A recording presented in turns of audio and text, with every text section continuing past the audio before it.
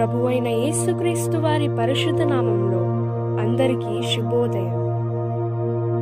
ఈరోజు దేవుని వాగ్దానం.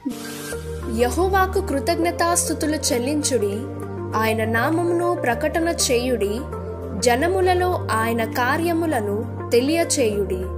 కీర్తనల గ్రంథము 105వ అధ్యాయం 1వ వచనం.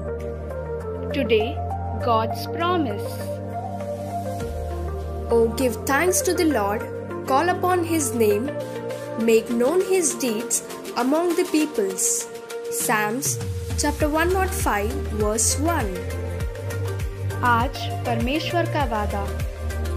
यहोवा का धन्यवाद करो, उससे प्रार्थना करो, देश देश के लोगों में उसके कामों का प्रचार करो.